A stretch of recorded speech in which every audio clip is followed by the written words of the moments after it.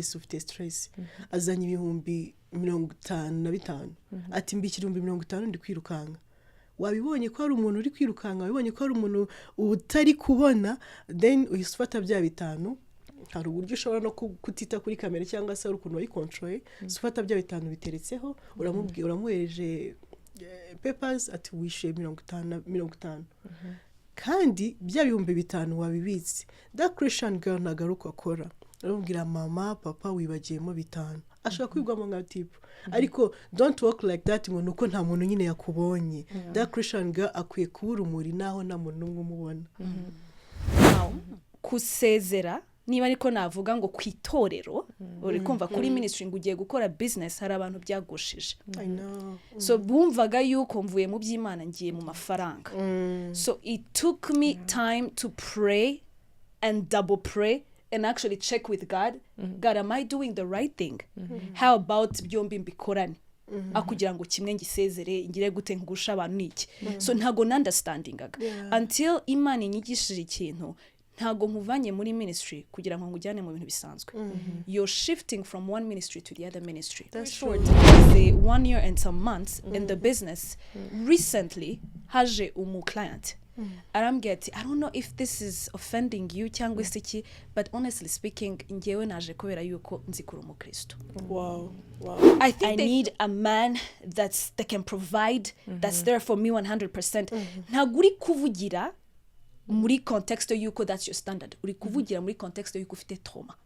true you get so you're setting the wrong standard suko the guy doesn't have to do it ariko ntago uri kubishaka in the right intention nimwibuka as a Christian ibintu byose dukora cyangwa se ibintu byose twifuza Imana ntago ireba ko wabyifuje kari cyiza Imana ireba umutima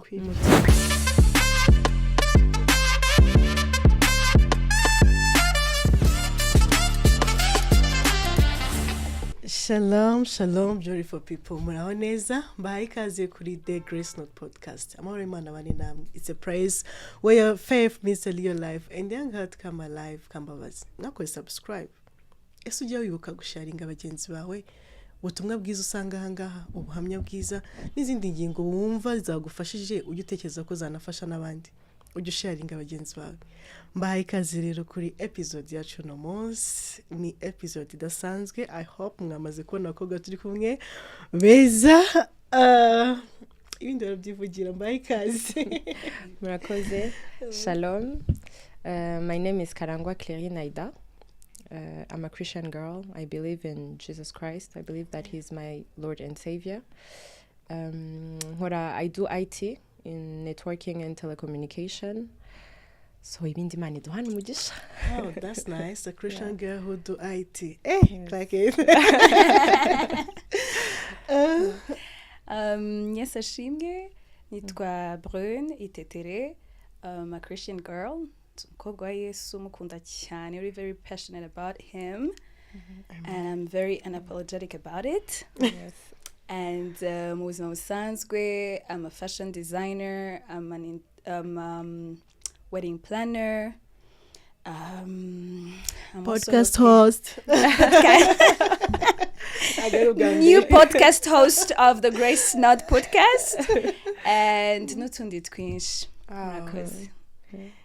Ntago bisanzwe iki kiganiro kije kuba kiryoshye aba host babiri mu kiganiro ahubwo tutari bukumire ahubwo se ko muna mwamize deja ahubwo bitari bukumire tugiye kuganira kuri topic abantu benshi bibazaho ariko sinzi neza niba bayumva nkuko tuyumva hari nubwo umuntu ashobora gutekereza that Christian girl umukobwa w'umukristo ni muntu ki umukristo nyamukobwa uhamye arangwa n'iki I think ko ni ikintu dushobora kuba dutambukaho ugashaka ku muntu cyangwa ugatubona nk'ifoto bagatavuga ko ni umukristo cyangwa se ugatubona nka Naida atasha wapi kabisa kandi arakishijwe mu mutima wiwe ndashaka ngo tubiganireho mu buryo buhagije umukobwa yaba ni muntu ki yarangwa n'iki bitari ko abantu bakujudging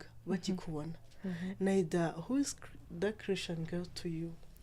So I believe being a Christian in general not even only girls cyangwa se a specific gender ntago okay yego hari ibyo abantu babona hanze hari ibyo abantu iyo uhuye n'umuntu wakabonaho hanze ariko hari niba biri mu mutima wawe and I believe yuko akari mutima gasesekara ku muntu. Yes. So numva ko being a Christian, first of all, it's not about perfection. It's not about how I dress. It's not about maquillage nisiga. Ariko it's about what I do. Mu bikorwa, mu bantu, fruits of the spirit actually. Yes. And the Bible talks about it. Ubwo rero nibaza ko kugendana na Kristo, kuba umukristo uhamije nuku having those fruits of spirit zikagaragara. So that is love, patience, n'izindi zose, forgiveness. Harimo nyinshi cyane, and I believe yuko that's the main thing. Ni fruits of the spirit umuntu agomba kwerekana hanze, apana kubivuga gusa. You have also to do it, ukabyereka mugenzi wawe, surtout muri entourage. Niho hantu cyane dukunda kugwira, nimba ariko nabyita, ugasanga nk'umuntu abandi bantu batamuzi hanze wenda basikara umukristo, ariko muri entourage yawe abantu mugendana on a daily basis niho bantu bavuga ngo wego ko Yesu ngo yarakijijwe. Ugasanga ntago ariho hantu, kandi niho hantu umuntu agakwiye kwera imbuto imbere y'abandi bose. So yeah, that's nice. Iyo bavuze ngo tuvuge ngo uriya muntu arakijijwe, utambutse nk'ahantu, I remember even mwese icyo kintu nkibaziho. There's a time babonye nerekanye bone abashiti banjye batavuga uriya mukobwa arakijijwe, ngo arakijijwe cyane pe, and even you baravuze ngo she's so rooted. Navuga oh wow, that's nice. Bigenda gute ngo umuntu bamubone ataranavuga yitwa umukristo? Same as nuko ushobora kuba uri wa muntu umuntu ashobora kubona ntabibone kukijijwe, ariko yakugera iruhande watangira kuvuga oh wow namwibeshyeho. Bigenda bite ngo umukobwa umeze gutyo agaragaye se umukobwa w'umukristo arangwa n'iki ukijijwe? Very great question. Ngiye kubasangiza 3 fundamentals ngiyewe personally ngenderaho. So this applies to being a Christian girl cyangwa se being a Christian boy. So ikintu kikugira umuntu cyangwa se kikugira umwana wa papa wawe na mama wawe, bakavuga ati oh uriya umukobwa wa runaka, it's birth. Right? Yeah. So birth nya associating na identity. Identity yaho uturuka cyangwa se aho ukomoka. So for me to even be called a Christian girl, I need to first know who I belong to. What's my identity? So I'm a Christian girl because I belong to Christ, right? So that's the very first thing. Tutaranageraho abantu batangira kubiremarka kuko hari ikintu nanone cyane the youth dutindaho. If they haven't seen that I'm a Christian, then I'm not a Christian. But believe me, you're wrong. Because I believe yuko ntago twese twahamagariwe imihamagaro imwe. Hari abahamagarwa nka Paul ukagaragara mu bantu benshi, n'abahamagarwa nka Peter ukagaragara mu bakuzi gusa. So it's not about shining out there umuntu yamenye ko ndi umukristo cyangwa ntabwo yamenye ko ndi umukristo. Icyambere muri wowe, do you know your identity? Do you actually believe you're a Christian girl before you want every other person to believe it? Right? So icyo nicyo kintu cyambere, niyo fundamental yanjye yambere. If ngewe Bruno nicara nkaba nzi ko me and Christ, he is my Lord, my Savior, nk'ukuntu wipresence, then fundamental yambere nanje kwitiking, I'm a Christian girl. That's true. Now the second thing is biza no gusubiza ukuntu umuntu amenye cyangwa se n'abakubona bamenye kuri umukristo. The second thing to me is the connection you have with God. That's true. If I say I'm a Christian, then I need to be having a connection with God. Ngomba kuba mfite ikintu kindanga. Kimwe nuko niba mvuga ko ndi umwana wa runaka, hari ibintu bindanga. Hari aho mbambana n'ababyeyi cyangwa se hari umvuga ururimi nk'urwabo, you know, abanzi bazi ko nyenda umwana wa runaka. So icyo kintu cyo kugira connection kituma koko usana papa. Hari ibintu utashobora kwirengagiza. Hari igihe nshobora kuba nicaye, ndabahereza nk'urugero, urabona like iyo utangiye kujyana connection n'Imana, hari ibintu igenda ivana muri wowe. Characters, hari ibintu gusiga, presence y'Imana iraguhindura. Basically ntago wabyirinda. so muri uko kuguhindura dushobora kuba twicaranye gutya nta n'ibintu byinshi mvuze ukambaza just an opinion over something nkakubwira n'ikintu ntanavuzemo n'izina ry'Imana ariko in the way I'm answering ukahita ubona yuko iyo perspective ntabwo ari perspective y'isi ifite ahandi ituruka so that's the second thing. Connection yawe n'Imana ifite ukuntu iguhindura physically, emotionally, spiritually, in every form to the point you become a Christian girl. Right? And then iya nyuma ariyo nayo iri necessary ni wabivuze neza, the fruits and the gifts of the Holy Spirit. These are things bimwe birakugaburira ibindi bituma ugaburira abandi, right? So mu kugaburirwa Imana inyigisha joy, inyigisha love, inyigisha patience, inyigisha self control. So ibiri ku molding, iri ku shaping, iri ku mpindura bitandukanye na wa mu Bruno bari basanzwe bazi imbere, right? So uko batangiye kureba iyo difference obviously yibazaho ako Bruno kera yajyaga avuga nabi asigaye avuga neza. What about that? Can you not think uyu muntu yarahindutse, uyu muntu actually asigaye ari umukristo by'ukuri? You get ako gathought keta kamuzaho. And then naha handi navugaga ati uragaburirwa ariko uranagabura utangira kumva ushaka guserving. Niho hazamo hahandi ukora ya ma podcast. You know, hari ikintu kiku burning inside you and you're like, I need to start a podcast. So umuntu ugutekereje ntago mvuze ko abantu bose babikora ariko babikora out of good intentions, but burya umuntu ufite the fire of God, they're not able to stop. They keep going, they keep wanting more. So aho ngaho niho hazamo abantu batangira kuvuga ati ariko uriya muntu na serving, uriya muntu avuga Imana endless, uriya muntu akomeza preaching, uriya muntu ari firm, uriya muntu ari grounded.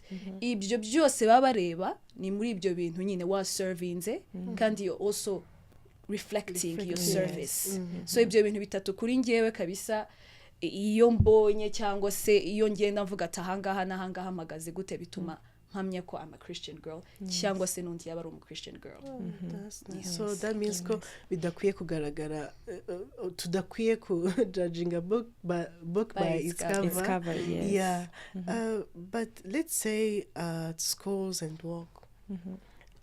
For me, I think ko that Christian girl turi kuvuga nagari uwo ku cyumweru gusa, nagari uwo muri church gusa, nagari uwa mukobwa tuvuga kuko yambaye imyenda miremire, tuvuga kuko yakurikije amahame y'itorero rye, tuvuge n'umurokore bafite ukuntu bambara. Reka tuvuge uwo mukobwa turi kuvuga n'umukobwa wo mu buzima busanzwe, n'umukobwa ugomba kureflectinga uwo ari we ahantu hose.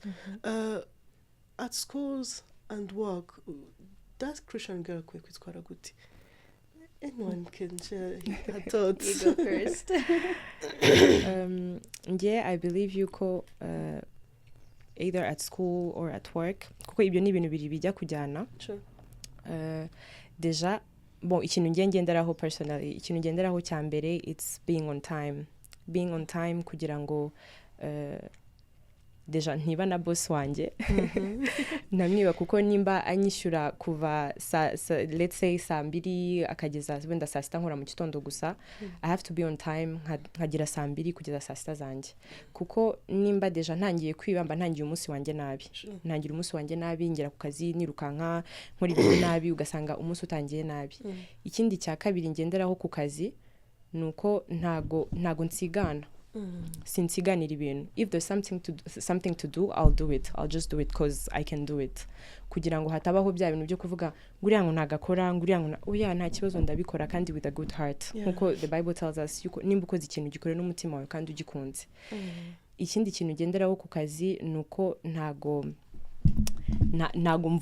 mvuga nabi kuko nko mu mapose cyane hari ukuntu umuntu yicara muri pose kumva bari kuvuga umuntu runaka ugasanga bamumanutse kweri ugasanga bamumanutse bamuvuze ntako batagize. So nirinda kuvuga ku bintu nk'ibyo ngibyo. Nimba hari ikintu ufite kubwira mugenzi wawe ukagenda ukakimubwira akambwira ati ariko nk'aha ngaha wakoze nabi cyangwa se nk'aha ngaha ntago nakunze ukuntu wakoze, kugira ngo binabe umucyo. En fait bibe umucyo bitambuke nk'umucyo kandi ube just.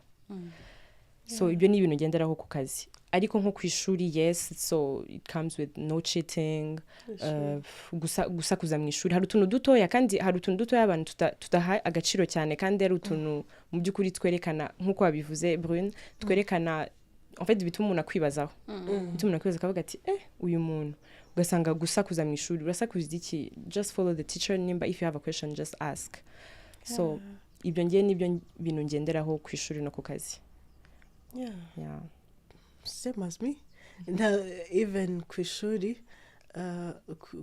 n'ubundi of course that Christian girl afite kuba inyangamugayo afite kuba kumvira kuruta uko abandi let's say muri high school a short story yatubayeho muri high school tukiri muri high school hari igihe batubwiye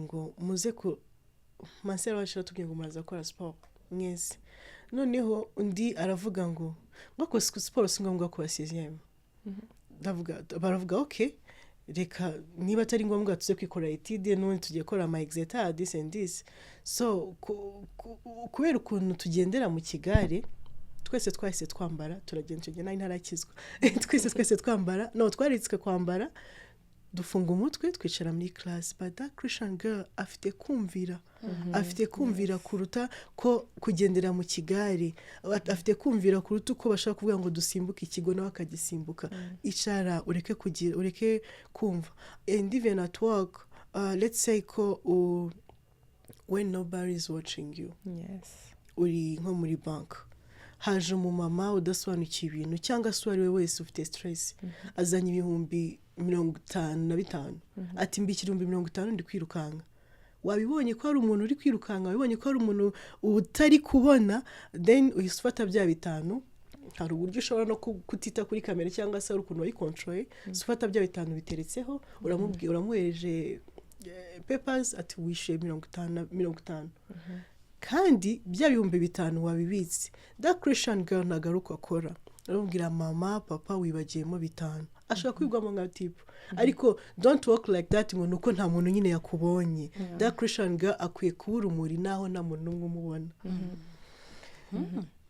in addition listen that Christian girl is literally being that Christian girl but kintu nshaka kongeza ku bintu byiza mumaze kuvuga nuko ntitubivuge gutya ko wumve ko that Christian girl has to be perfect ahubwo that Christian girl has to be very intentional intention yo kuvuga ati umunsi kuwundi ndashaka kwiga uburyo ki naba umukristo kandi nkamuba mu bintu bitandukanye iyo ujya kumenya Kristo akenshi cyane utinda kukumenyana na Kristo ariko noneho iyo umaze kumenyana na Kristo arakubwira ati noneho wamenyeraga hano muri closet genda hanze wera imbuto genda hanze bamenye yuko nge nawe dufitanye umubano so nibyo mwemwe mu maravuga at work at school no kuvuga ngo zandanga agaciro rufite ahantu batabonaga komeza uzigendane nta kintu gihindutse ijambo ry'Imana ibintu byose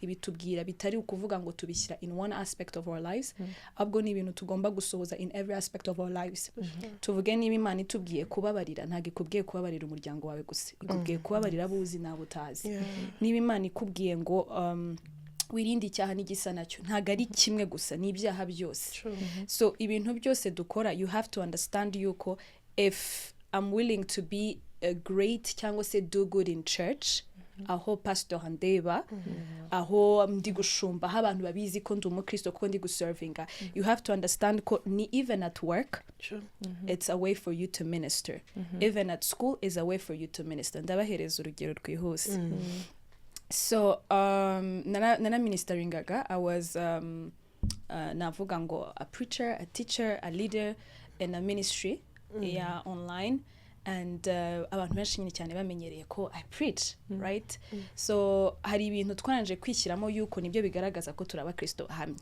urukumva so I was respected preacher teacher right igihe kiragera numva mbaye convicted yuko assignment yanjye irarangiye now I need to move on to the next thing and guess what was the next thing was business opening a business now kusezera niba ariko navuga ngo kwitorero uri kumva kuri ministry ngo ugiye gukora business hari abantu byagushije I know. so bumvaga yuko mvuye mu by'Imana ngiye mu mafaranga so it took me time to pray and double pray and actually check with God God, am I doing the right thing how about byombi mbikorane akugira ngo kimwe ngisezere ngire gute ngusha abantu niki so ntago understandingaga until Imana inyigishije ikintu ntago nkuvanye muri ministry kugira ngo ngujyane mu bintu bisanzwe you're shifting from one ministry to the other ministry. That's true. Yeah. It's just different settings. Yes.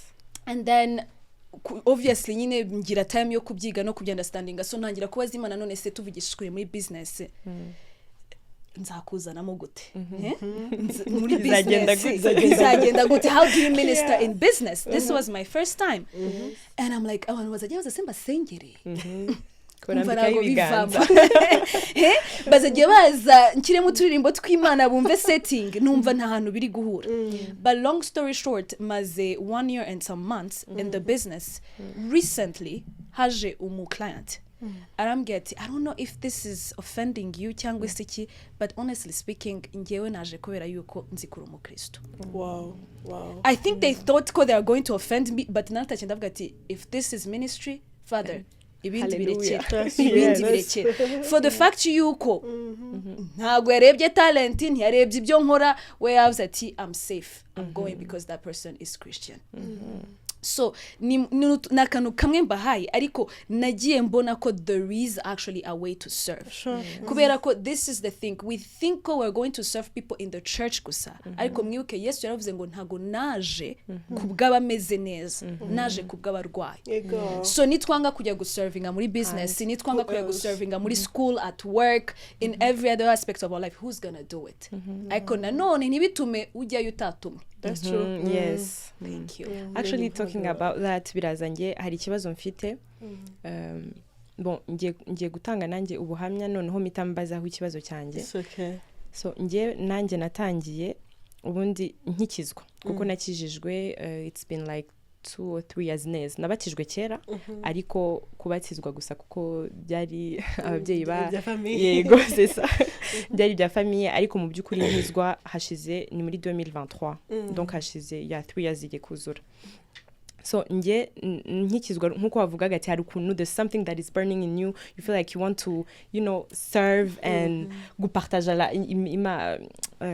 la parole de Dieu ugasanga nyine hari ikintu muri we kirimo noneho ntangira mbikora on social media kuri Instagram so normally I'm not a social media person ariko ndavuga ati ibyo byose usubu nzabure n'uburyo koko mbwiriza koko nzabure uburyo kuko sinajya imbere y'abantu ariko byibuza so ntangiye on social media ntangira nkora nk'utu video nka 2-3 ariko biranga kwa kundi nyine ikintu utagikunda social media njyaho nka rimwe mu cyumweru ntago ari ibintu byanjye none hariko abantu bakajya bavuga ngo se ngo waraguye ngo byagenze gute ngo kutakitubwiriza ati byagenze gute noneho ariko mitamvuga ati byibuza nubwo social media ntayishoboye ariko nka bino bya podcast umuntu akaza tukaganiraho ibintu at least ibyo ngibyo numva ko nta nyine nibyo nisangamo kurusha social media ugasanga rero ndi kwibasundi wa mugani cyangwa naraguye koko cyangwa nyine kuko wenda ntagitangira inzira natangiyemo kuko natangiye ndi muri social media cyangwa se wenda nicyo kintu cyatumye wenda ndi kugwa cyangwa se ndi gusubira inyuma nkuko wabivugaga en fait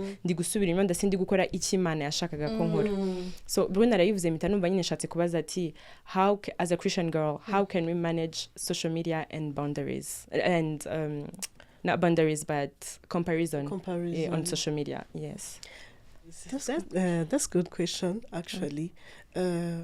Nuko twavuze that Christian girl nago twavuze ngo ni umukobwa wifunga cyane udakwiye kujya kuri izo mbuga nkoranyambaga niba isi tujyana yabivuze no IT akora wedding planner nago ari ibintu ashobora gukora yihishe even podcast nago ari ibintu dukora twishe that's social media so but that Christian girl for me reka manze mvuge kuri social media maybe turazana kuvuga kuri comparison ese dukoresha social media zacu gute nk'abakobwa ba Kristo ese ziratuyobora cyangwa turaziyobora there is that things biba kuri social media bitujyanaho biba bishaka kutujyanaho byo bishaka but you can use that social media for preaching nk'uko wabivuze niba ari wo muhamagaro wawe kuko hari n'abishyiraho memes kandi zikaruhura abantu niba ari wo muhamagaro wawe you can use that social media kugira ngo umuntu ahinduke. I have one of my friend ukunda kubyuka buri gihe agapostinga ibintu by'Imana ku buryo hari n'umunsi areka gupostinga ngo byagenze bite ko nta jambo bashyizeho rijya rimfasha. So I think that Christian girl akwiye kuyoborwa cyangwa se kuyoborwa n'iby'umutima we ushaka. Mostly icyo numva no tushaka kuyoborwa n'ikimana yashyize mu mutima wiwe kuko hari igihe tuyoborwa n'ibyo imitima yacu ishaka tugasanga twatambikiri. And again be you wijya Bruni yabivuze yaretse ibyo yarari gukora before abantu baramujudginga even you barakubona but wowe umutima wawe ushaka iki. Tuvuge ko uyu munsi wabyukiye kuri social media but next time ushobora kubyuka ukavuga cyangwa se mukoreka kubwira ati ndagushaka ahandi. The people will judge but when you know who you are serving nagugendera ku bantu yego iyo social media ntago ariyo ureberaho iyo but niba turi urumuri dukwiye kumurikira abantu bari kutureba outside uwo mukristo abantu bashobora kureberaho. You know what, Corine yambara neza kandi yambara ubusa wijya kuba mu Kristo abantu badoutingaho yes urifotoza buri munsi ariko aravuga si kuri abakobwa akishijwe kuki karakanata kagira nyine nawe bw'umukobwa wo mu Kristo ushobora kureflecting Imana outside ushobora kureflecting Imana wijya muri karabaye kose yes turi urubyiruko dukwiye kujya muri dukwiye kunezerwa dukwiye kubaho nyine no muri ubuzima bw'isi but byose turabyemera ariko ntabwo ariko bidufitiye umumaro. Maybe you can add something about comparison.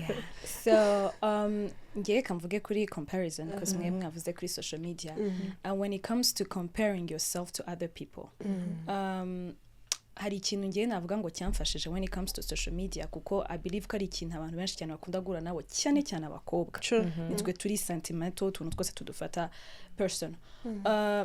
Nafashe igihe ndavuga ati you know what ngiye kuva kuri social media kugeza ahantu social media itabaye ikinkoresha ahubwo ngiyewe mbaye ugikoresha.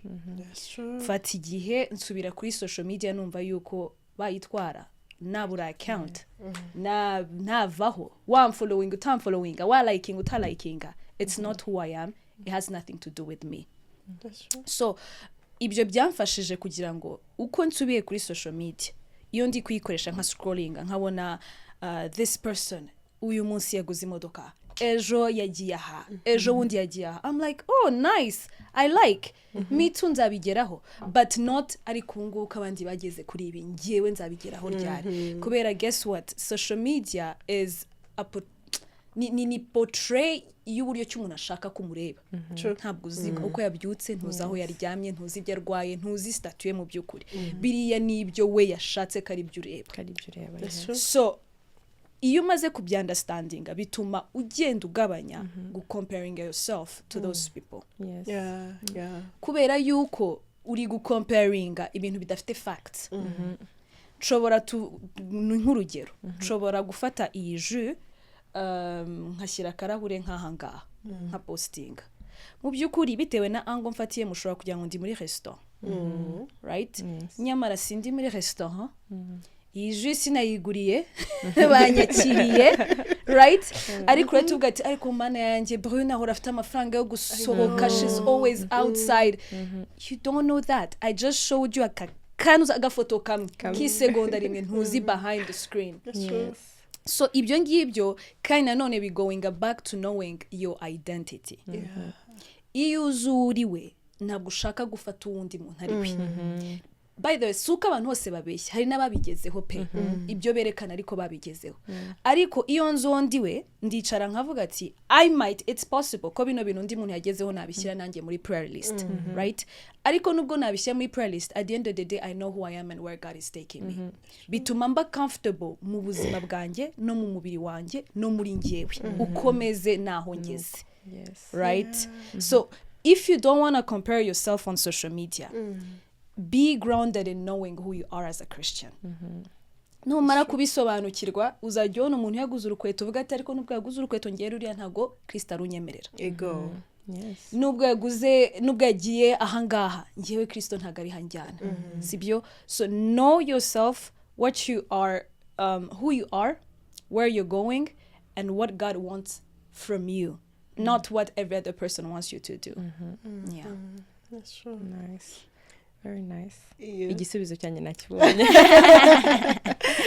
Actually no nanjye kamite noneho mbabaza ikibazo ndabona noneho turi kubazanya ibibazo niko bimeze. So ngewe ikibazo cyanjye ni ikintu kiri kuri topic iri very popular, Christians bakunda n'abatari aba Christians bakunda, ikintu kitwa cya relationship. Oh my God. But I want you to tackle on relationship and boundaries as a Christian girl. How is a Christian girl supposed to be in relationships? What's her boundaries? Ni ikiyemerewe n'ibyo atemerewe. Ubuse icyo kibazo ko ari kugisubiza neza koko. Ko behind the cameras tugeze kukikubaza. Tumenye different opinions. I saw the video. Yes. Let's be honest. Relationship is real. And when it's become kuri relationship, sometimes standards kunozimanuka ku bakobwa cyangwa se tukagira weakness niko navuga. Ntabwo ndi buvuge byinshi. I know you both murabizi cyane kuri relationship muzumva neza cyane, but again nkuko Brun yakomeje kubivuga, your identity. And again hari ijambo navuze, byose turabyemera ariko ntabwo bidufitiye umumaro. Nk'umwana w'umukobwa mu Kristo nibaza ko ahantu hose turabyiga. Uzi kuba first of all uzi guhitamo. Amahitamo ya mbere ntabwo ava kuri wowe, ava kuri Kristo. And again as that Christian girl, we don't have to date just biraho kugira ngo tunezerwe. We have to date for purpose. Niba dukwiye kwirinda ibyo bishoko n'ibigeragezo kuko by'ukuri turi mu isi birahari. Muri abakobwa beza mwageragezwa, abahungu benshi hari n'abashobora kuza bagira ngo bavuge ariko reka turebe ko Brent twamushobora. Ibyo avuga se koko yabikurikiza kuko hariho turi muri high school hari abahungu muri university bajyaga basheta amafaranga bakavuga reka dufate Naida n'umukobwa mu Kristo ntago bishoboka ibi ni bamwe bakuzi gutyo, undi kuko yizeye n'imbaraga ze z'isi cyangwa se n'ibindi avuga ati let's bet ndaza kumutereta. When you are not rooted to Christ, icyo gishoko kigwamo. So that Christian girl akwiye kubanza kumenya uwo ari we by'ukuri, akwiye kubanza kumenya icyo ashaka muri iyo relationship, akwiye kubanza again kumenya imbaraga ziwe. Ese ntabwo izakugusha. Kandi rega abakobwa dufite impano yo kubona ikintu before. Nshobora kureba umuntu rwose ukabona ko muzajyana cyangwa se mutazajyana. So ni imbaraga zawe rero zo kumubwira okay twakomeza cyangwa se twagara, sorry.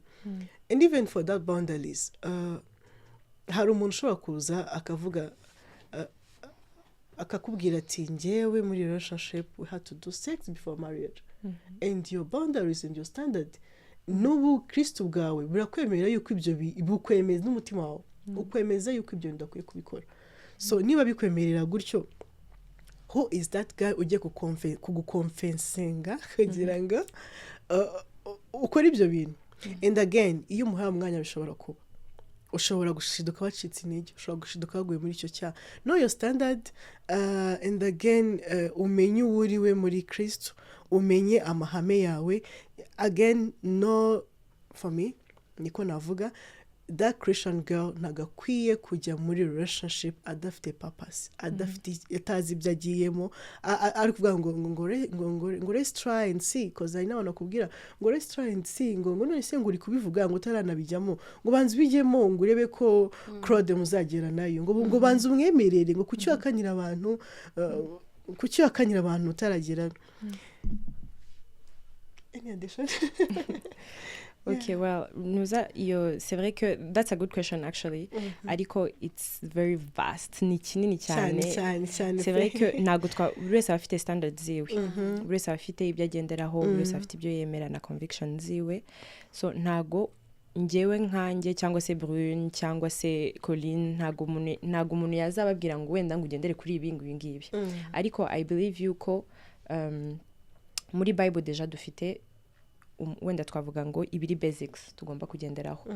So njyewe ikintu cya mbere deja nafashe nuko numva ko ntago I can go in a relationship cyangwa se I can't start dating someone atari a Christian as well.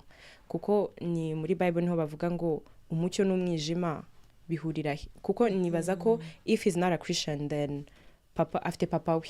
Ngiye mfite papa wanjye wo mu ijuru nawe afite papa we. So umunsi papa we aho azaba yamusuye bizagenda gute. So kuko nibaza ko dating hariho kumenyana, hariho kugendana, hariho gufata ama decisions together. So mu gihe tutumvikanye se we ashaka as you said having sex before marriage kandi ngewe I want to ntago nshaka kubijyamo kubera yuko ntago ari yo conviction mfite kandi nta nubwo ari cyo nizera. Biragenda gute kandi nibaza ko ibyo bintu ari ibintu cyane bitandukanye abantu kuko muba mufite perspectives ebyiri ntago ari cyo kimwe ntago mujya muri direction imwe nta nubwo abazi n'umuhamagaro we for example nk'ubu ngiye wenda nzi ko wenda it's an example nzi ko wenda umuhamagaro wanjye ari ukubwiriza mu muhanda kugenda nkabwiriza ariko wenda we nta nubwo azi n'umuhamagaro w'icyari cyo nta nubwo azi iryo jambo icyari cyo. So I believe dating a non-Christian girl or guy ntabwo bigomba kujya kuri list. Nicyo kintu numva ko deja cyambere kijye umuntu yagakwiye kugenderaho. And the second thing is character, character umuntu uburyo yarezwe, education, famille yakuriyemo n'ibindi byinshi. Ntago ngiye kujya wenda mu ma steps ntago ngiye gutanga ingero z'ukuntu umuntu agomba kujya gushaka umuntu. But I believe you need to pray.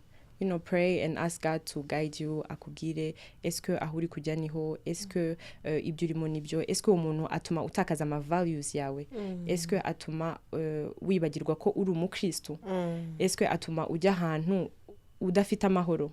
Umuntu mujyana wenda par exemple abantu batajya muri boîte, umuntu akujyana muri boîte, eske atuma ujya ahantu we wumva yuko you can be yourself, as you said identity, aho identity yawe idasohoka nyine ngo ube wowe uriwe koko uwo Kristo yakuremeye kuba we. So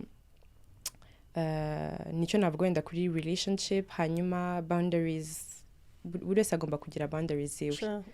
Buri wese aba akwiye kwicara akandika ku gakaye kuri telefone yiwe boundaries zawe, icyo udashobora kurenga, aho udashobora kujya munsi, aho udashobora kujya hejuru, kugira ngo nujya no kureba umuntu uzamenye icyo uri gushaka.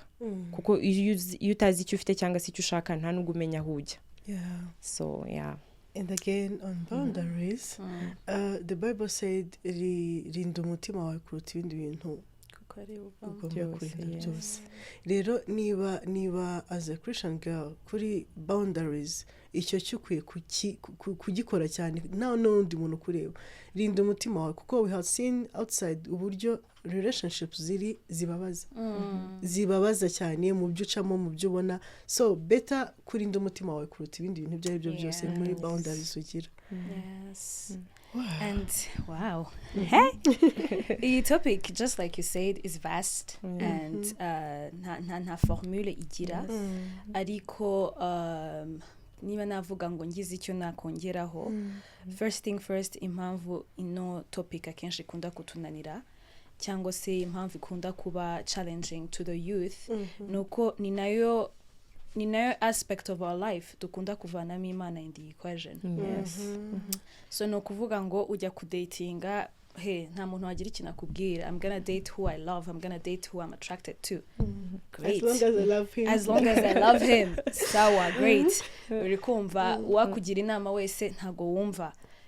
Bakunda kuvuga ngo umukobwa wakunze umuhana agenda like numugari sinskora ariko ni ibintu akubwira ati nta kintu wamubwira.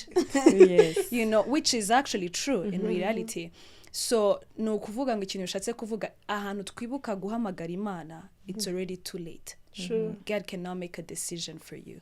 Because niba nje nkabwira Imana ati bless my wedding cyangwa se bless my marriage, he was not there in the dating process, he was not there in the choosing, right? So kandi ikintu tugomba kumenya nuko ikintu Imana yaguhaye ntago ikikwaka, Imana yaduhaye amahitamo. So niba wibwira kuri buhamagara Imana kuri end phase ukibwira ko iri reversing a situation yose ntabwo bishoboka. Maze gusobanukirwa yuko Imana ikorera kuri ground wayihaye. N'uwibwira ati Imana, come involve yourself, be involved in my work, be involved in my spiritual life, he's going to be involved there. Ariko nutanayihamagara in your relationship, unfortunately you're not giving him room to work in your relationship. So first thing first, niba nabwira ngo ni formire, Imana tangirana nayo. Utangirane nayo wibwira ati kara gahungu uri kukabona, kari gutangira kumbwira, kari kumbaza izina bimeze bite, because I'm gonna be honest with you, bino bintu birakora. Birakora. Mbaye uhamyaho gatoya, ngewe personally sinshobora kumara icyumweru Imana itaranyereka ati sunongera no kumuvugisha. You get? Naho nashaka marangamutima byagenze gute kose, deep down I know Holy Spirit is literally there. Wow. So impamvu nuko na practicinze icyambere ku involving Imana from the very first step. So iyo involving Imana igera ahantu noneho kubera iri kubibona yuko nubwo umubiri wanze ariko the spirit is willing. So naho wazanamo kakano ka stubbornness ikomeza igupushinga because he knows you're willing. In the first place you gave him that option, right? So icyo ni icyambere ku involving Imana from the very first go. Icya kabiri nanone tutarunderstanding no kwimenya. Kwimenya in terms of niba uri umukobwa genda wige ugendekereje kuri Bible, wige umukobwa atandukanira hehe n'umuhungu. Ndabahereza urugero. Abakobwa ibintu byose ibyinshi dukora tubikorera mu marangamutima. Genda wige uburyo ki Imana irregulating amarangamutima. Umenye uburyo ki you're not led by feelings and emotions, how can I be led by Christ? Because turashaka kubyirengagiza ariko mwibuke niko twatewe niko twaremwe. So iyo umenye burya, iyo umenye indwara yawe umenye ukuntu yirinda. Iyo ushatse gufata imiti ibintu bitandukanye, it doesn't work.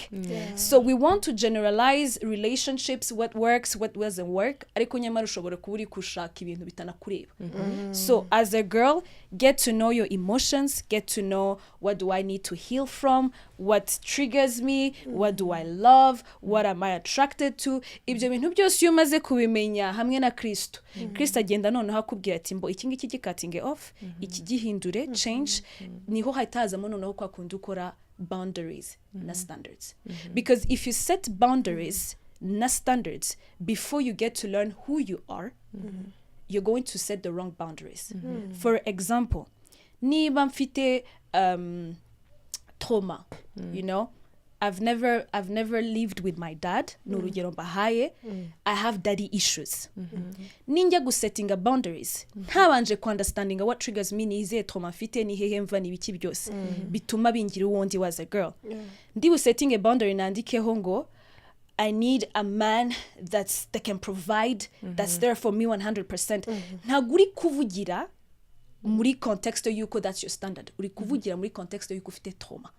True. You get? So you're setting the wrong standard. Suko the guy doesn't have to do it. Ariko ntabwo uri kubishaka in the right intention. Nimwibuka as a Christian, ibintu byose dukora cyangwa se ibintu byose twifuza, Imana ntabwo ireba ko wabyifuje, kari cyiza. Imana ireba umutima. You know? So if you want to set the right standards, the right boundaries, the right thing, banza ugende Imana ibanze kumenyeshe wowe. Ikwereke Colleen, this is what's wrong about you, this is what's right about you, this is what you need to heal about yourself. Ibanzi kurondore. Nkunda kubwira abantu cyangwa se ikintu Imana yanyigishe mbere yuko ujya gukora liste y'icyo ushaka. Banza ukore liste y'icyo ugomba kuba cyo, cya attracting icyo ushaka. Wow. Because we're so good at setting, you know, this list of like I want a perfect man, but uwo perfect man bamwicaje hariya yavuga ko ari wowe ashaka. Yes. Actually icyo kintu uvuze ni cyiza cyane kuko knowing yourself comes with, you know, knowing your character. Hanyuma none ukanamenya na okay, iyi ni indi sujet ariko ukanamenya n'ibyo wowe nka karande nimba ariko nabyita yes kuko hari ibintu ushobora gutrena muri relationship bikaba byatuma swat umukomeretsa cyangwa se wowe ukikomeretsa kuko nk'icyo kintu uvuze cyo kwimenya hari igihe wenda tuvuge ngewe it's an example wenda nzi ko wenda mu muryango kubyara mbere yo kugera gushaka wenda umuntu ubyarira mu rugo ariko ugasanga natwawe na cya kintu cya emotion cyangwa se na ya list yanjye nakoze ariko singiye no gushanga avuga ati ariko rero nubwo yego nzi ko uyu muhungu mukunda nubwo yego wenda nzi ko you know I'm trying to get to know him cyangwa se nawe he's trying to get to know me ariko ukavuga ati ngiye deja nzi ko ibi ngibi biri kuri liste ya karande yo mu rugo cyangwa se y'ibintu ngiye deja ngomba kwirinda kuri ngewe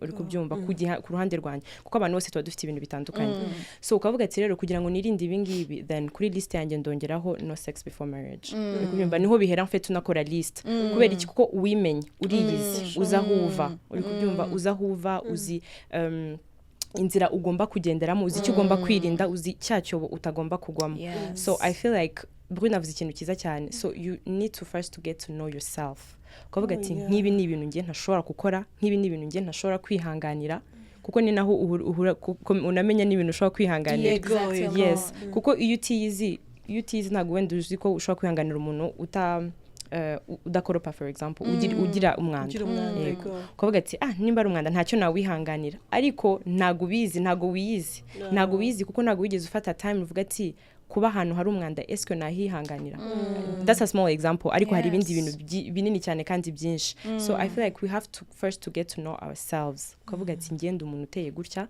Kristo yamishuriye ko meze gutya kandi aho ndi kugana nahangaha sasa icyo nshaka kuba cyo ni iki ngiki sasa so nima shaka kuba gutya ndashaka umuntu umeze gutya kugira ngo tubashe kuzuzanya kuko I feel like relationships even friendships actually ni ukuzuzanya ni ukuvuga ngo ni ugufasha mugenzi wawe nimba ariko nabyita nimba nge Colin uri umushiti wanjye kugira ngo kuko dubone true friendship nuko aho uguye ndagufasha nkakuzamura nkubwira ati rero Colin hano bimeze gutya na gutya hano bimeze gutya na gutya ariko uhisemo na friendship uko ubishaka ushobora no kuba nawe umuntu utazakugira inama utazakubwira ati hano rero fais attention be careful kuko hangaha ushobora none kuzagenda ukaryama hasi mpaka so I feel like relationships even friendships imenye kandi unahitemo bitewe nuko wizi uzi naho uri kujya yes so, yeah.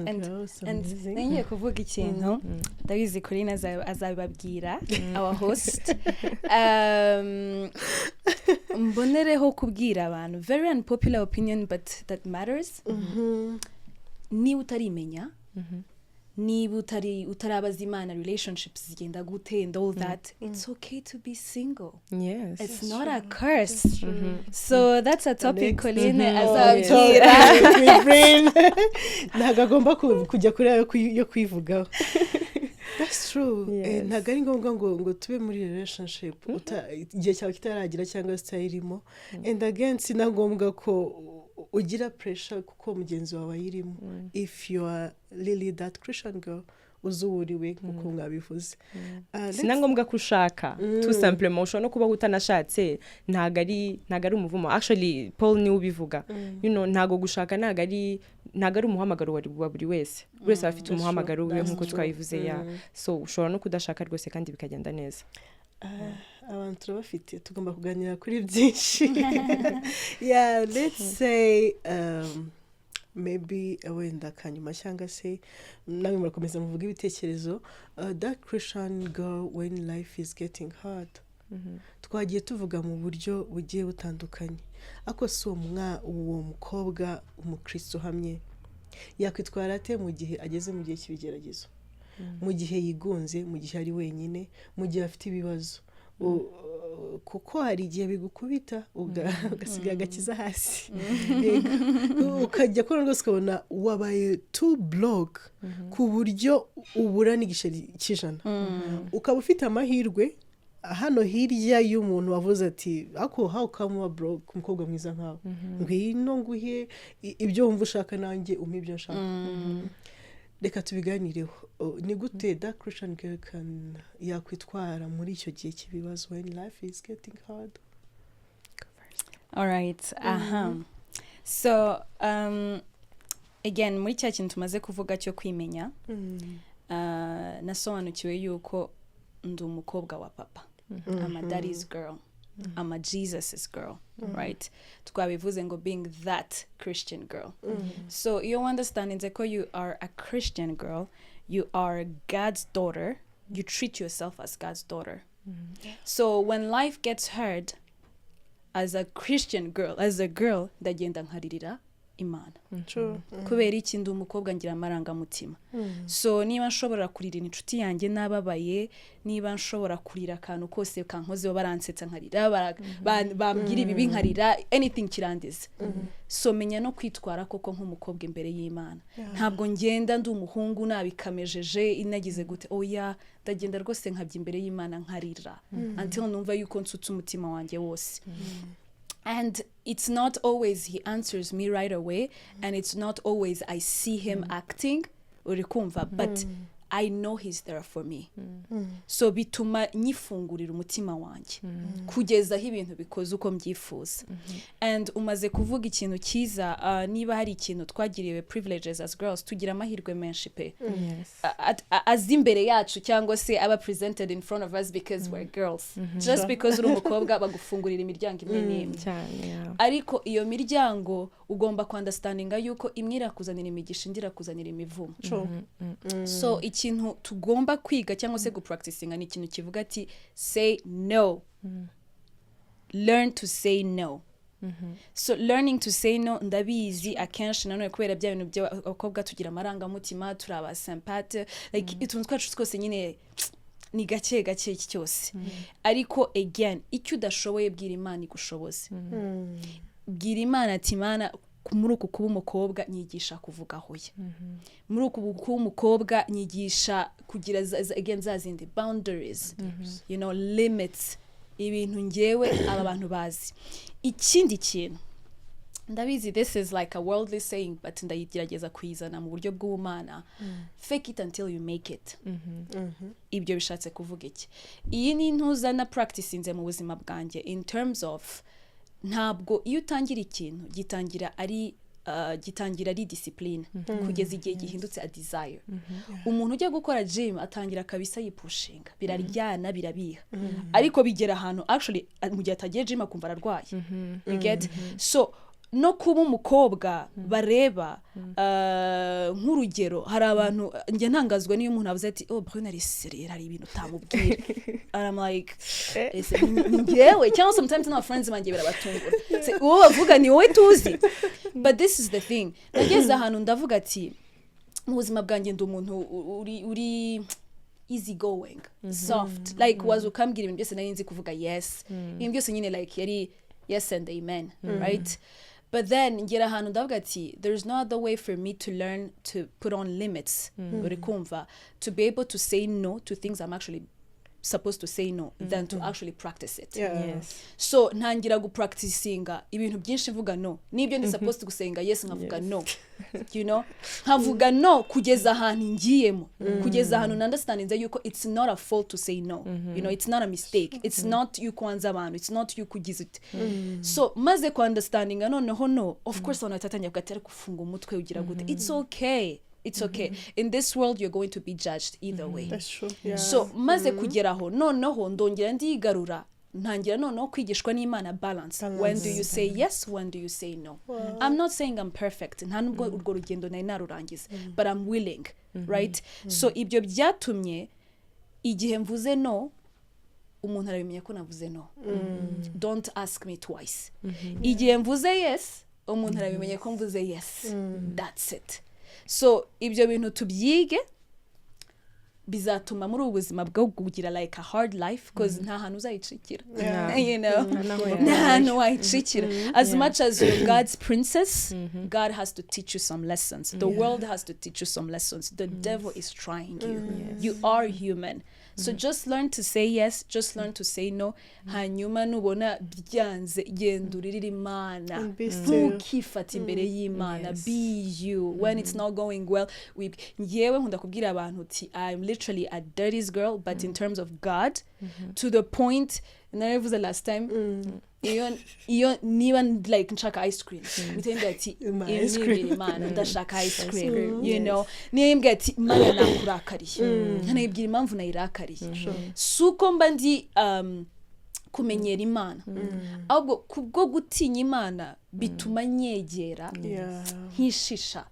Remember the word of God says ngo ahari hakingirijwe ahera hatabutsemo kabiri kugira ngo twigerereyo. So if God is giving me access to go to him, why can I not use that access? So yeah. Wow, that's very nice.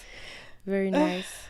Well, icyo ngiye nakongeraho ku bintu Bruno amaze kuvuga, umva gusa ubu agase ndongera hiki ndongera hiki, but yeah, icyo navuga kiri nabyo ngiye tukakinkorera kuri njyewe, it's knowing the word of God.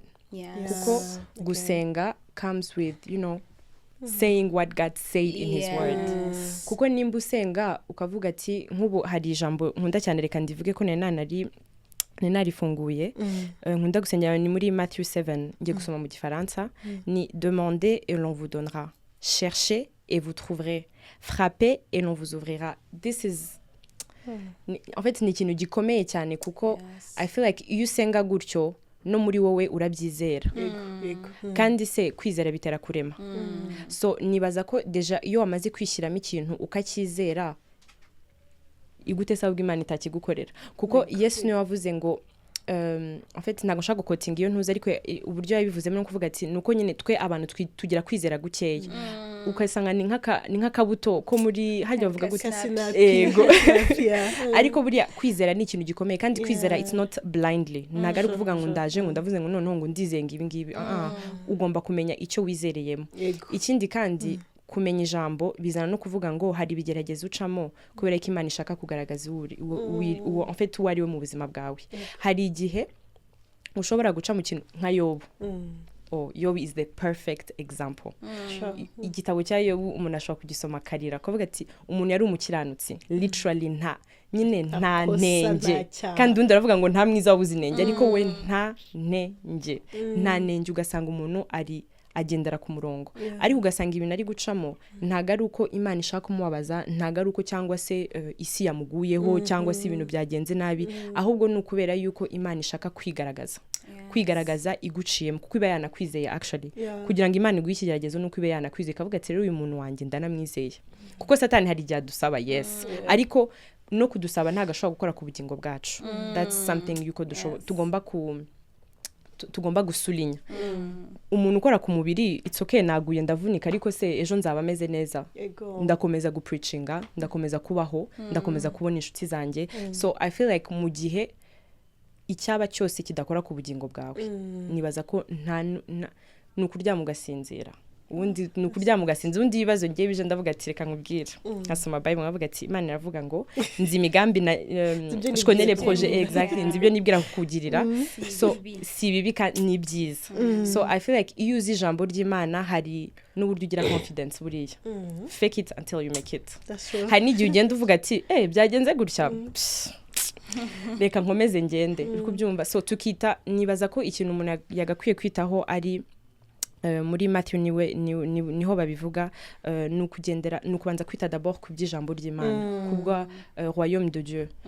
Sorry, en fait ijambo ryanjye sindifata mu ntuza, nukubanza kugendera ku by'ijambo ry'Imana ritubwira, kubaho kunezeza Imana actually, nicyo kintu dukwiye kubanza gushyira hejuru, ubundi Imana byose irabiduhereza. And nkuko bivuze ngo fake it until you make it, akantu gatoya, ntugase nk'ibibazo ufite, ntugase nk'ibibazo urimo, like fake it ku buryo buri muntu wese atari buze gukandagira ati nagakene nta natanu gafite, wasenze wumiranye, fake it ku buryo n'umuntu ashobora kuguca akavuga atari kuri muntu umutima wanjye umbwiye ko nshobora kumuha 5, because wizeye wasenze, ntago kwikakaza no kwigira gutya ari byo biri butume umuntu akugirira impuhwe.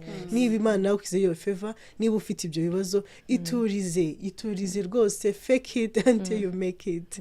By the way, no muri Bible byanditse babyanditsemo muribuka ahantu bari kuduhereza instructions about fasting ngo no fasting ntugase nyine nkaho I'm paraphrasing ariko bari baravuga ati niwiriza ntugase nkaho nyine wirije ngo byo kwerekana abantu ushyireho amavuta wisige kalabelo ukomeze so niba Imana mu yandi magambo ntago ibintu biri internal byose ariko biri supposed no kugara za external hose. That's nice. Iyi topic iraryoshye ariko dusoza reka tubivuge in general the habit of that Christian girl uwo mukobwa muri rusange akwiye kurangwa n'iki, akwiye kuba muntu ki in general muri rusange. For me ndavuga kamwe menya abantu mugendana nawe cyangwa se the friends ego kuko inshuti cyane cyane ziratwafekta mu buryo bumwe cyangwa ubundi. So that Christian girl akwiye kugira inshuti z'umumaro cyangwa se kugira cycle imwubaka cyangwa se nawe yubaka nkuko Bruni yabivuze. Yeah. Okay. So ngewe navuga ngo daily habits cyangwa se that Christian girl in general ndi buvuge Proverbs 31 woman and ndabizi ko ari ikintu abantu bajya bavuga ariko sundi ibintu biranashoboka kuba mu Proverbs 31 woman hari nabo tuzi se is it possible does it apply to only married women you know there's different questions around it ariko this is impamvu mvuze icyo cyanditswe gusa si uko ari cyo cyonyine so kuri ngewe amahame yanjye as a Christian girl nuko ijambo rirahari kandi ijambo rirahari kugira ngo ritwigishe it's instructions given us so if I want to be a Christian girl ngenda muri Bible nkareba aba Christian girl bari babayeho gute aba Christian women bari babayeho gute simba kurikiza byo kuvuga ngo I want to be perfect cyangwa se I want to do exactly like them ahubwo mbakurikiza kugira ngo ngendere muri icyo kirenge kuko harimo abeza harimo nabo hari nabandi batanzwe as examples y'ikibi. So icyo nshatse kuvuga no kuvuga ngo niba Imana ivuga Proverbs 31 woman tukamurera tukabura umukobwa ari exemplary then I aspire to be like her.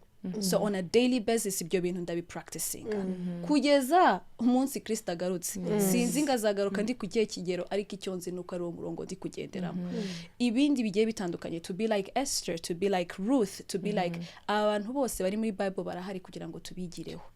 So nanjye ikinshishikaza nuko mbigiraho nkagira byibuza mu byo bakora ibyo nanjye nshobozwa. That's nice. Very nice. Mana ngiye muvuze mbura icyo mvuga. Nzajya mbanza noneho. Yeah, ngiye nda icyo nakongeraho nuko tukwiye yes the word of God kandi ikindi nkuko Brune Mukanyara bivuze nibuka uburyo ki nanjye nkitangira kuvuga no noneho ngewe navugaga no byose ku buryo n'umuntu yarambwira ngo tujyane ku ishuri ngavuga oya ndijyana kuki tujyana literally ugasanga nyine yego wafite nukumenya yuko dukwiye kuvuga no kuko ni ikintu gikomeye cyane hari igihe umuntu yisanga mu bintu bitewe n'ukuntu bavuga ati inshuti ugasanga ufite inshuti runaka so ibyo bagiyemo nawe ubigiyemo kandi mu by'ukuri utanabishaka uswa n'igihe ugenda utabishaka wikuruba utabishaka pe ariko just because you can't say no ugasanga wisanze ahantu nyine utazikura na rimwe so I feel like as a Christian girl I have to learn how to say no. I have to learn how to read the Bible. Meditation. Kuko ni ibintu bizakubaka bizubaka character yawe. Kandi nituvuga ibi ngibi okay bon. Ngiye nimukagire ngo I'm perfect. Rwose umva. Nobody is kabisa. Kuko I feel like abantu bashobora kubona umuntu avuga gutya akagira ngo uriya yageze mu ijuru. Oya. I feel like it's a journey. It's a journey. We have to learn every day ni buri munsi. It's not about perfection nagaru uko ndenze cyangwa si ibintu byose mbikora correctly step by step literally nukuvuga ngo nagari uko ndatera intambwe mitengera hejuru nama escalier ya mbere iya kabiri iya gatatu kandi ibyo byose tubishozwa nande na Kristo. Yes, amen. That's nice. Igihe kiradutwaye ariko tugomba guhora ngaho igihe cyose. I have questions kuri iyi topic ndabibaza mwese ndababaza ibibazo bibiri murabisharinga mugire ibitekerezo. Ese umukobwa twavuze hejuru ndibaza twamwumvishe cyane, twamuvuze mu buryo bwose bushoboka, umukobwa w'umukristo uhamye ahuriye he n'umukobwa w'umunyarwandakazi cyangwa baratandukanye? Hari aho bahuriye cyangwa baratandukanye? Icyo ni icya mbere. Icya kabiri turazisubiza iki? umunyarwandakazi n'umukristo baratandukanye cyangwa hari aho bahuriye? Uwo mukobwa w'umukristo twavuze hari aho ahuriye n'umunyarwandakazi cyangwa baratandukanye? That's a tricky one. You know the answer to tricky questions. You also tricky the answer. Exactly. Unayindi gushaka ikintu ndi bumusubize. Nose watubwiye icya kabiri tukaba tunitegura. Kangu subize yeko ngiye cyane. Okay. Nice. One is an earthly identity. The other one is a spiritual identity. Yes. And ijambo ry'Imana avuga ngo iby'umwuka ashaka si iby'umubiri ushaka, n'iby'umubiri ushaka si iby'umwuka ashaka. So it's just a matter ya ni iki kiyobora ikindi. Kuba byombi byaba bikuriho nibyo ni ukuri nta n'ahantu bizajya, kimwe nuko turabanyamwuka ariko we walk in the flesh. It's just a matter like ni kihe kiganje ikindi. Ni identifying nkandi.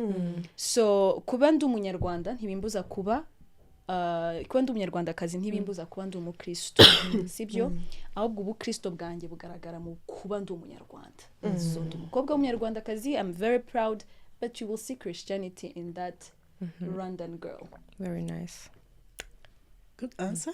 Very good one. Wow. Nothing to add. Icya kabiri, can I be ambitious and be still and still be holy? Ambitious and holy. That's for Ambitious and holy.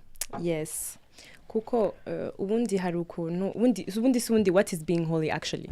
Kuko yes, being ambitious turabizi umuntu inyangamugayo, ariko se what is being holy? Ngewe nibaza ko my holiness nagituruka kuri nkuko twabivuze kare, holiness nagituruka kuko nambara. Uri kubyumva? So ngiye deja nizera yuko in the word of God as it says handitse ko nabaye ikiremwa gishyashya. Ibyo ni ibintu twese tuzi. Kandi ikindi I was made holy by believing in Christ. Uri kubyumva? So iyo ngiye n'imbere ngiye no gusenga ntago ngenda nka njyewe Naida wo kwisi. Ngenda nka njyewe Naida Yesu yapfiriye ku byaha byanjye, kuko ni nako mbasha kugirana relationship n'Imana. So I feel like being holy is by faith deja, nuko byizera mu mutima wawe. So being ambitious and being holy numva ko nta cyabuze ikindi. I can be ambitious, nkaba ndi inyangamugayo, nkora akazi kanjye neza, mbyuka kare, nkora ibyo ngomba gukora, yaba ari no mu buzima busanzwe, njya aho ngomba kujya, ibyo Imana yashyize ku mutima gukora, kandi nkabikora n'umutima wanjye wose. And I can also be holy kuko I believe in the word of God, kandi ikindi nanjye nzi identity yanjye in Christ. Kumenya ko byose bigarukira kuri identity. So yeah, I feel like yes, you can be holy and be ambitious. Ntago Christian girl kwiye kwikakaza. Yes, ntago kwiye kwikakaza, no. Ntago kwiye kwigira umudanje, kuko kuki se ubundi se kuki ugira umudanje? Ubundi se turi bande ubundi? Turi iki? Kuko umuntu ni umuntu.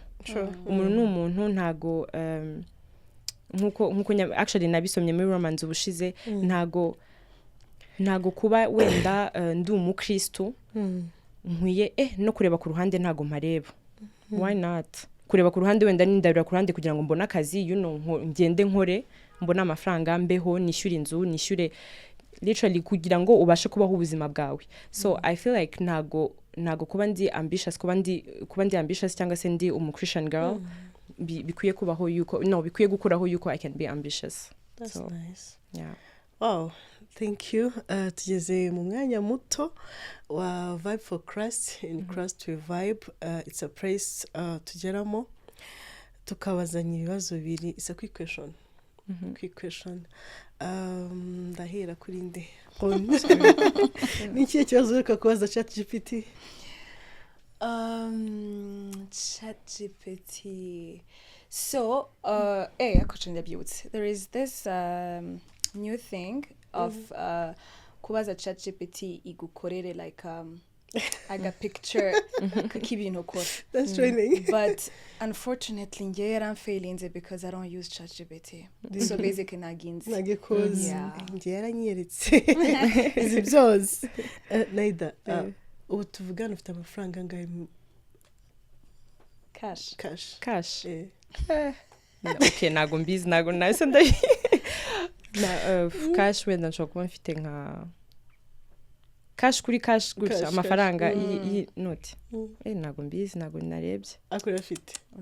Oya ntago ari menshi, ahubwo nuko ntayarimo nanze kuyavuga imbere ya kamera. Wishing crust. Yes. Ngiye nkandagiye inyanya bantwara. Nothing. Oya ngiye the Lord is my shepherd. I shall not want. Ninzi kandagira ugira irabimenya nyine. Ugiye kuzanga inde muntu wanyuma wahamagaye. Ni wowe. Yeah. Uheruka kurira ryari? Kurira. Uswe journalize. Ase ko ndira buri munsi. Ngendira buri munsi abona mvuye nanga nkarira. Niki kintu uheruka kugura? Mperuka kugura cereals ejo. Wow. Yeah. Ladies and gentlemen, mwakoze kubana natwe. Iyi topic ndibaza ko ifashije buri muntu wari we wese. Abakobwa beza, abakobwa ba Kristo, tuba turi gutyazanya, ntago tuzi byose ahubwo turasangira. Nawe niba hari ibyo ufite muri commentaire watubwira, wabisharinga umukobwa mugenzi wawe, wabisharinga umukristo mugenzi wawe. Ni byiza ko Imana izagenda itubazanya. Izakubaza ati se Imana yabikoresheje ute? Ubu Kristo hora kuvuga cyangwa se kuba warankuri wabikoreraga gute? Ntago mwabyumvise neza ko that Christian girl ntago ari uwo ku cyumweru gusa mu rusengero, ntago ari uwo mu rugo. Ukwiye kwera imbuto mu kazi, ukwiye kwera imbuto muri relationship yawe, ukwiye kwera imbuto ku ishuri, ahantu hose wa mukobwa wo mu Kristo ugomba kuba urugero rwiza mu bantu. Mwakoze kubana natwe. See you in the next episode.